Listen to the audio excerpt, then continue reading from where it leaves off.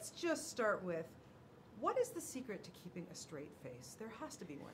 Okay, Jason Bateman taught me a secret, which is a little bit dark, but in order to not break during a scene, you have to stare at your co-star and think of a reason to resent them. Think of the thing you like about them least.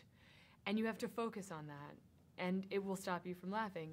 Now, the hard thing about that is when you're working with people who you have no reason to resent and who you truly adore and look up to, you have to think of something. And it could be like, your parking spot is so much closer to set than mine. I have to walk in the heat so much further. I hate you. It doesn't really work.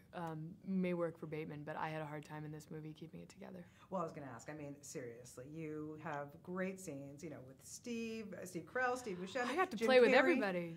How did you manage, really? And just to watch these guys play, seriously. Yes, that's the thing. I mean, I could watch these guys do anything, but to watch them play with each other was such a joy and a delight. I mean, I would spend a lot of time when I wasn't in the scene just standing at the monitor freaking out because you don't get the chance to see people with such different styles working together very often. So, you know, Carell, Buscemi, and Carey are very different actors, and to see them together was kind of wild. And it was kind of like a mashup because they're very much on different rhythms, and yet they can jive together. And I loved it. And Steve Carell is also our producer on this film, and such a good one. And he really corralled everyone into this wonderful environment where everyone felt safe to come up with ideas, and our wonderful director, Don Scardino, is just so lovely. And I know I had the chance to improvise with some of the greatest people in the business, so I feel very lucky. I was going to say, you must have really had,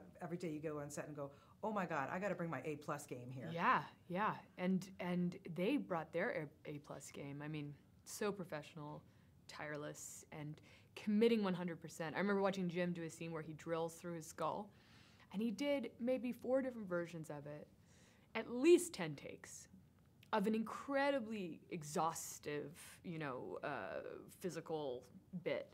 And it was like watching a modern dancer. That's how I describe watching Jim, because he's just like using every part of his body and his voice, and it was just such a lesson to watch him. And I was really inspired to try a little bit more of physical comedy after being among all these guys. Yeah, I was going to ask, because, well, you know, you've done so many different things in your career so far, but this movie is a lot about mentors, people who you've looked up to and Yes. you want to be like. Who's your mentor? Oh my gosh.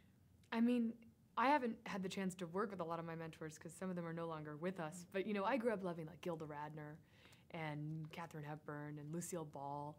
And there's a little bit of all of those in Jane, hopefully. You know, you tend to glean something from everything you love and watch as a kid, and it stays with you. And I certainly have always loved comedy.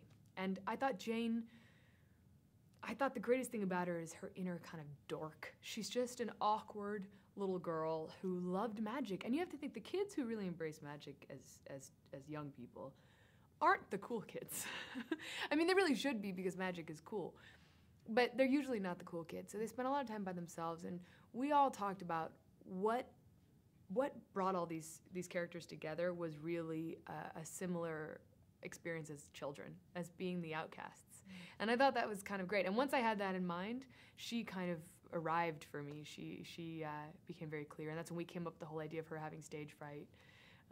Came from that thought. So Yeah, it's really good.